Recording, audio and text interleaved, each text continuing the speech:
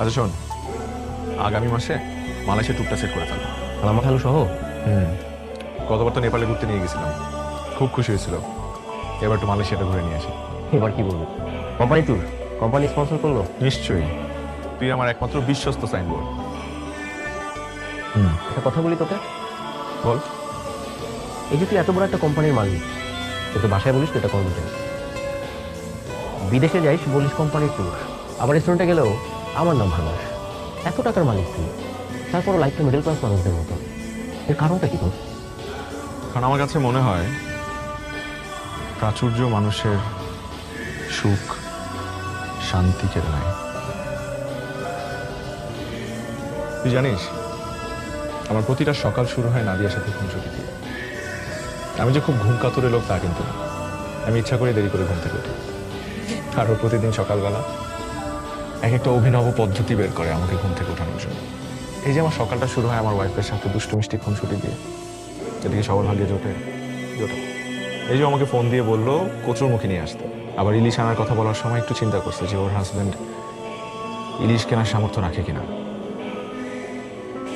এই মানে এটার পেছনে যে একটা দরদ না, মানে এই দরদটা থাকবে না যখন ও জানতে পারবে যে আমি অনেক টাকা মালিক। আমার বাবা বিদ্যুৎ বিল দিতে দেরি হলে আমাকে পিচ্ছি বাচ্চার মতো ঝাড়ি দেয়। এখন আমার বাবা যখন জানবে যে আমার টাকার অভাব নাই, তখন কি এই মায়া ভরা বকাঝকা আর করবে আমাকে? I don't think so. আমার মা আমার কাছে ছোট ছোট আবদারগুলো করে, সেগুলো আমার কাছে খুব স্পেশাল। সে আবদারগুলো পূরণ করতে আমার খুব ভালো লাগে। আমার মেয়ে প্রতিদিন সকালবেলা আমার হাত ধরে যখন স্কুলে যায় তখন এটা ওটা কেনার বায়না করে। আমার ওয়াইফ যখন জানতে পারবে যে আমার অনেক টাকা, তখন কি সে আর রান্না করার জন্য রান্নাঘরে যাবে? তখন তো বাড়ির মানুষের জন্য রান্না করবে কোনো কাজের লোক অথবা কোনো শেফ। রাতের খাবারটা একসাথে খাই, একসাথে টিভি দেখি, লুডো খেলি, কারেন্ট চলে গেলে ছাদে গিয়ে গল্প করি। আবার আমার ভুল হলে আমার বউ আমাকে সবার সামনে বকাঝকা করে, ওটাও আমি এনজয় করি। আমার কোনো রাগ নাই, কোনো আফসোস নাই। তো এগুলো কিচ্ছু থাকবে না যখন তারা জানতে পারবে যে আমি অনেক টাকার মালিক। মাঝে মাঝে তো আমার ভয় হয়,